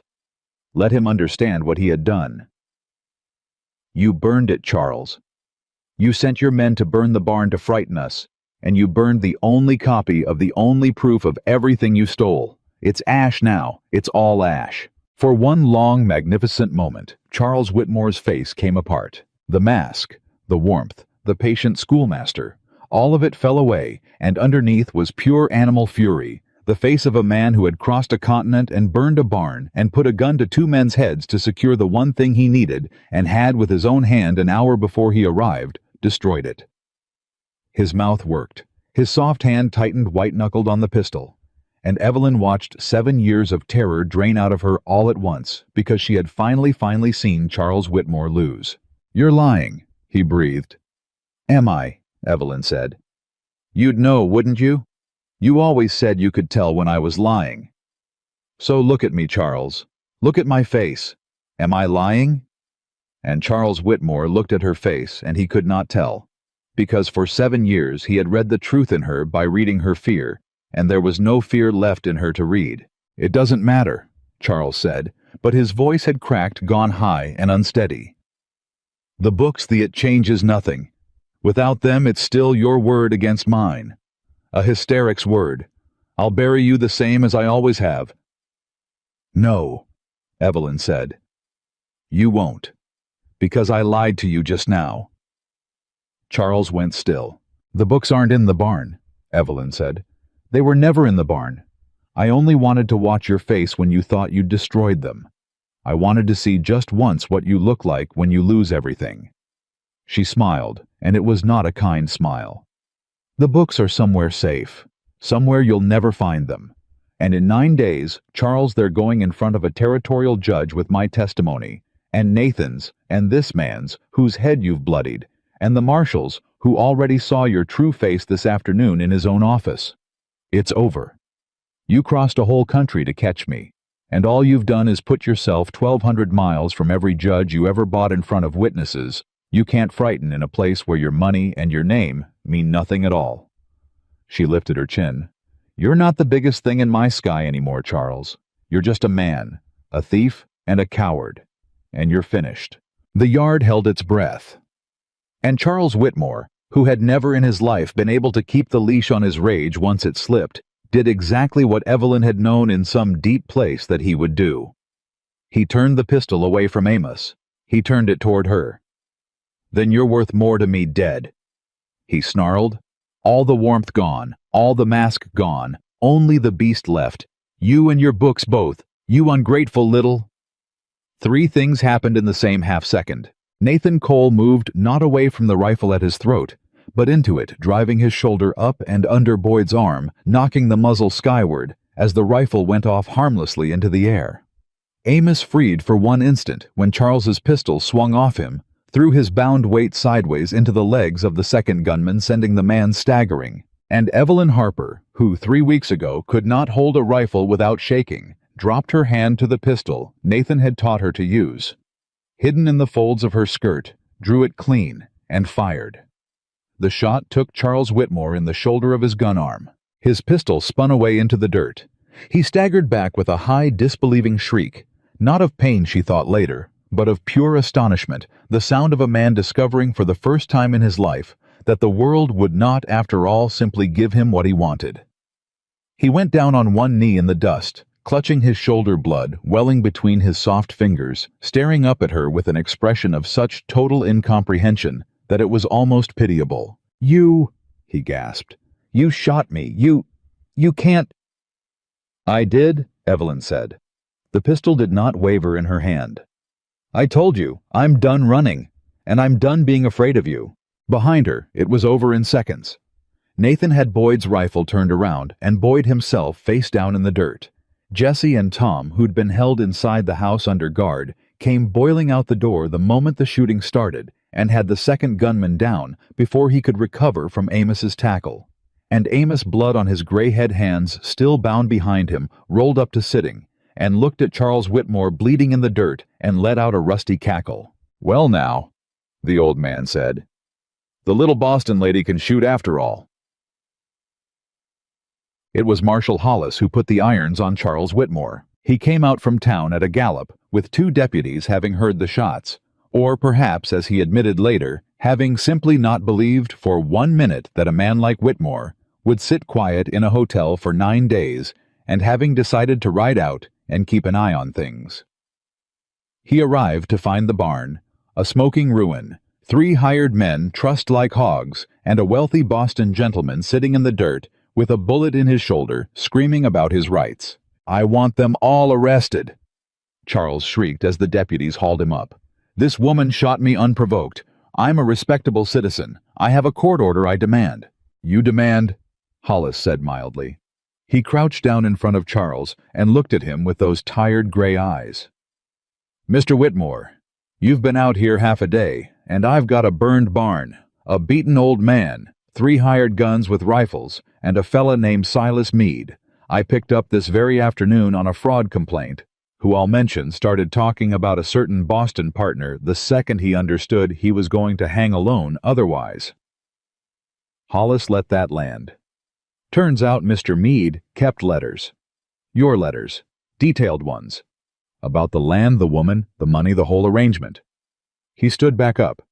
"So you go ahead and demand all you like, but you'll be doing it from my jail." And Evelyn watched Charles Whitmore's face as the words "your letters" and the whole arrangement landed, and she watched him understand at last that the wall of paper he had spent his whole life hiding behind had a hole in it now, and that the hole had been punched by his own greedy, careless partner. They took him away in irons. All of them, Charles Boyd, the 2 gunmen, and Meade, already in a cell waiting. And the last Evelyn saw of Charles Whitmore that day was his silver head bent low in the back of the marshal's wagon.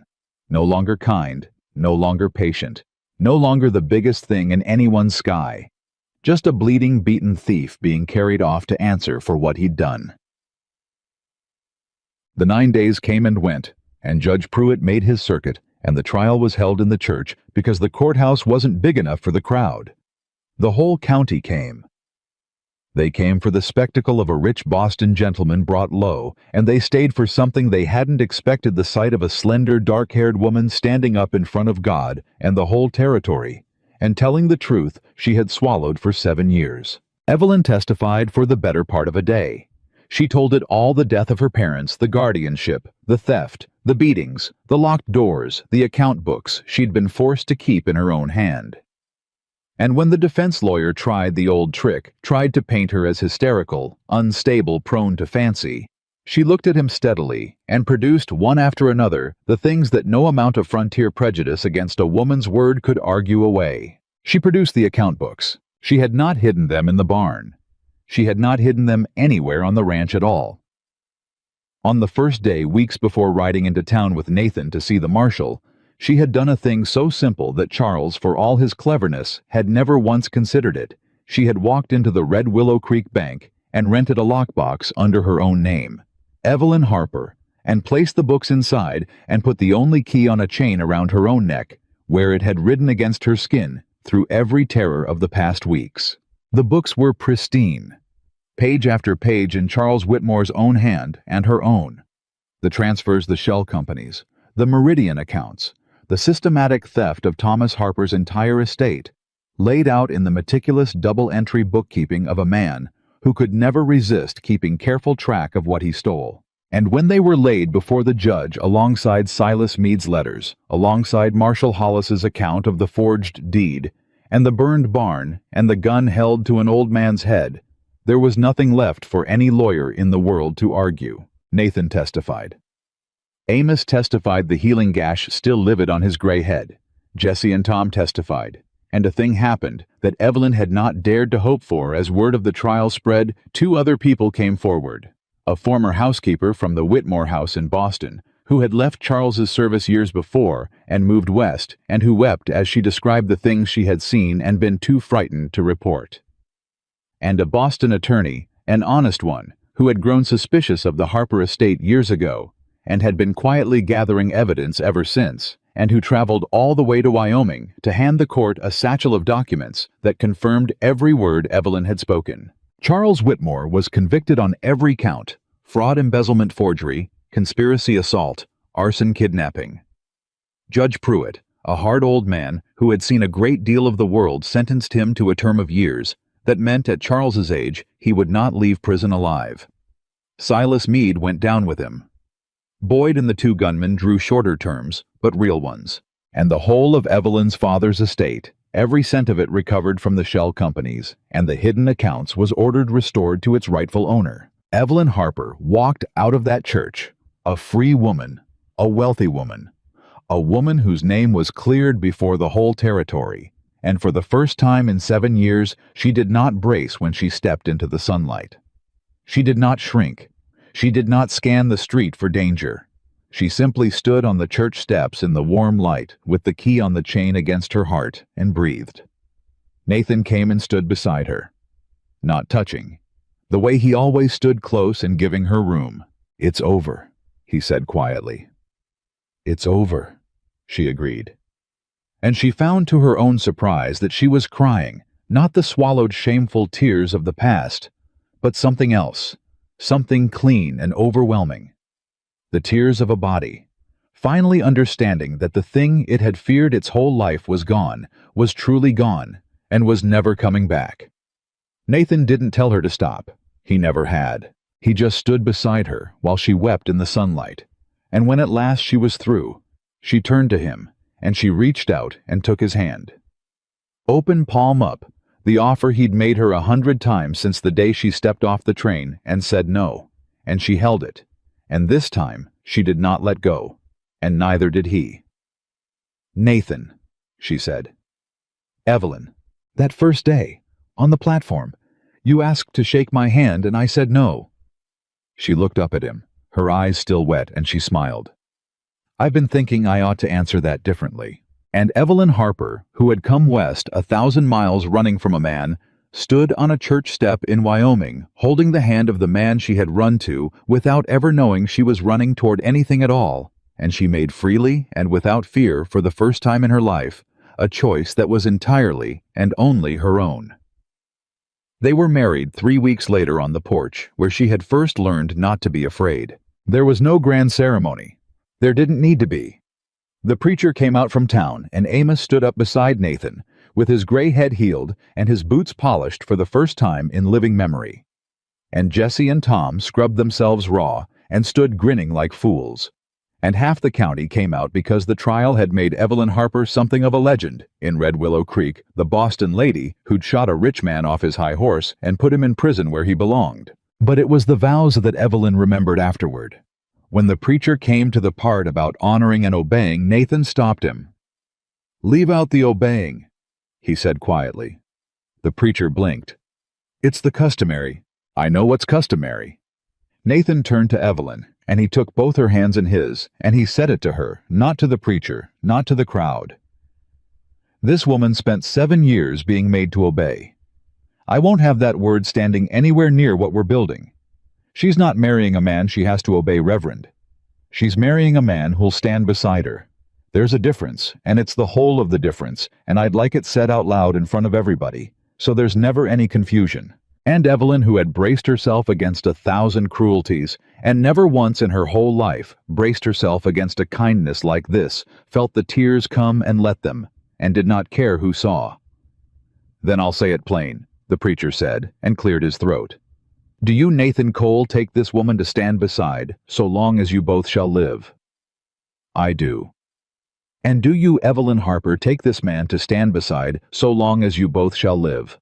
And Evelyn looked at Nathan Cole, the man who had put a lock on her door and flowers on her sill, who had never once raised his hand, or his voice, who had asked her the one question no one had ever asked with kindness, who had waited and never taken a single thing she wasn't ready to give. And she said in a voice that carried clear across the yard and out over the whole of Silver Creek Ranch, "I do. Freely, and of my own choosing."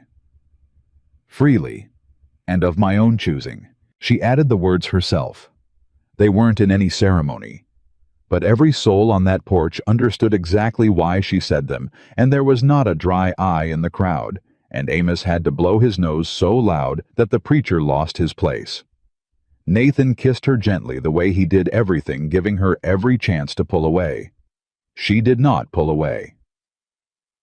Here, the years were good to Silver Creek Ranch. The money came back, all of it. Her father's whole estate restored by the court, and delivered into her own hands into an account under her own name, that no man on earth had the power to touch.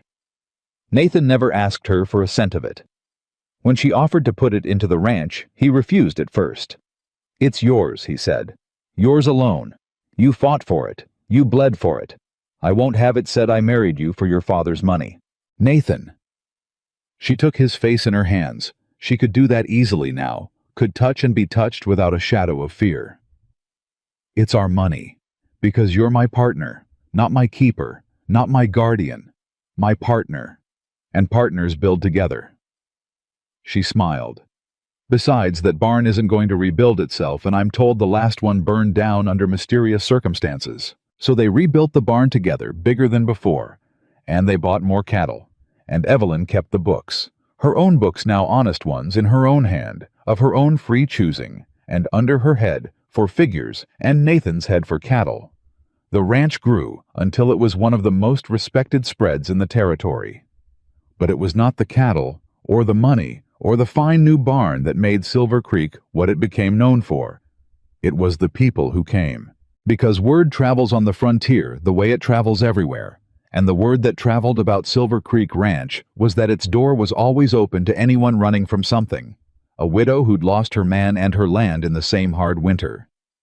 An orphaned brother and sister half-starved riding a mule they'd stolen fair and square from an uncle who'd worked them like animals. A young mother with a black eye and a baby on her hip and nowhere left to run. They came, and Evelyn took them in every one. She fed them at her own table, and she gave them work if they wanted it, and rest if they needed it, and she never once asked a single one of them the question she knew they were braced to be asked. She never asked, "What happened to you?" She never asked, "Why did you run?" She let it be theirs to tell the way Nathan had let it be hers. And the children came. Their own in time, a boy first with Nathan's steady eyes, and then a girl dark-haired and fierce who at 4 years old could already sit a horse and would grow up never once knowing what it was to be afraid inside her own home. Evelyn would watch her daughter run flat out across the yard shrieking with laughter, arms flung wide utterly and completely unafraid of the whole wide world. And something in her chest would ache with a joy so large it frightened her, because she knew what she had almost never had. She knew down in her bones exactly what she had given that laughing child. Freedom. The one thing no one had given her. Charles Whitmore died in prison in the 4th year. The letter came from the warden, a formal official thing notifying the next of kin. Evelyn read it standing in the kitchen, and she waited to feel something. Triumph, maybe. Or relief. Or the old fear one last time. She felt none of it. She felt instead a kind of quiet. She had never known the quiet of a wound so fully healed that you have to press on the scar to remember it was ever there. The man who had been the biggest thing in her sky for 7 years, the great terrible giant who had held her whole life in his soft cruel hands, had died alone in a cell, and it moved her no more than news of a stranger. Nathan found her with the letter. "Is that—" "He's dead," she said. "Charles, in prison. It happened last month. The letter's slow." Nathan came to her watchful. "How do you feel?" Evelyn considered the question honestly, the way he'd taught her to consider everything honestly. "Free?" she said. And then softer, wondering at it. "But I already was. That's the strange thing, Nathan. He died, and I felt free, and then I understood I've been free for years. He stopped being able to touch me a long time ago. He just didn't know it." She folded the letter and set it aside, and she did not weep, and she did not gloat. "I forgive him, I think. Not for his sake, he doesn't deserve it, and I don't much care what he deserves. For mine. Because carrying it any further is just letting him keep a little piece of me, and he's had enough of me for one lifetime." She burned the letter in the stove, and she went back to kneading her bread. And that was the whole of the morning that Charles Whitmore got from the woman whose life he had tried to destroy. The years turned, the children grew, and Silver Creek Ranch became a place that people spoke of in low, grateful voices all across the territory.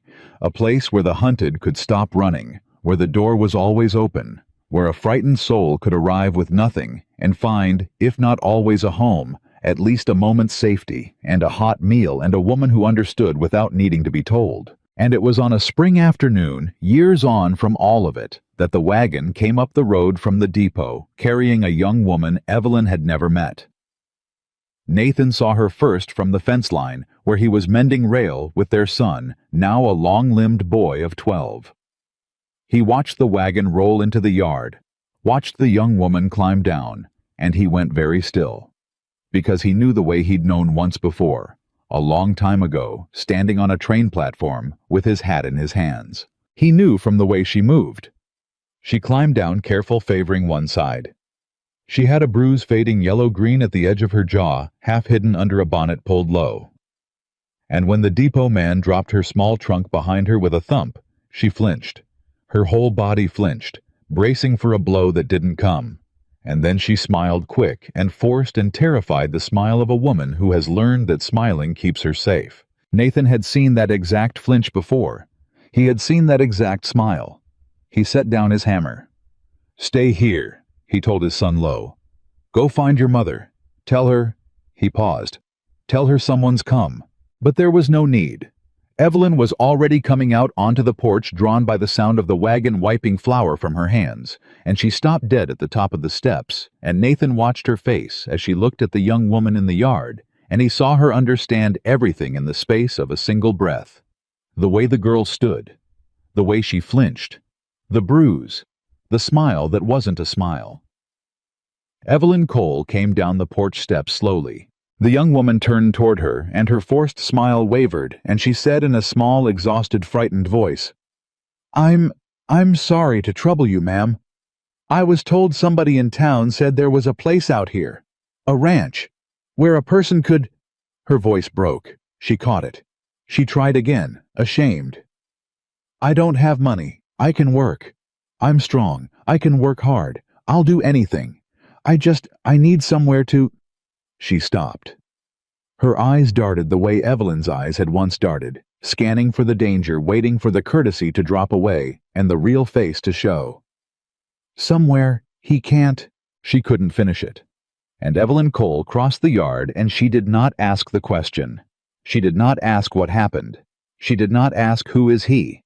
She did not ask the girl to explain herself, or prove herself, or earn the right to be safe.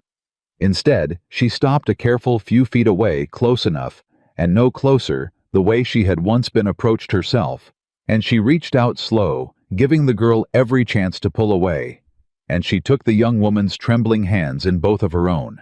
"You don't have to tell me today," Evelyn said gently. "You don't have to tell me anything at all, not today, not ever, unless the day comes when you want to." She held the frightened hands a little firmer. "But when you're ready, if you're ever ready, someone here will listen. And until then, you're safe. You hear me? On this ranch you are safe. Nobody will touch you here. Nobody will raise a hand to you here. There's a room with a door that locks from the inside, and the only key belongs to you. And you can stay as long as you like, and you can leave whenever you please, and no one will ever say a word against you either way." The young woman stared at her. "Why?" she whispered. And it was the same word, the same broken, disbelieving word Evelyn herself had once spoken on this same land to a man with his hat in his hands. "Why would you do all that? For a stranger you don't even know me." And Evelyn Cole smiled.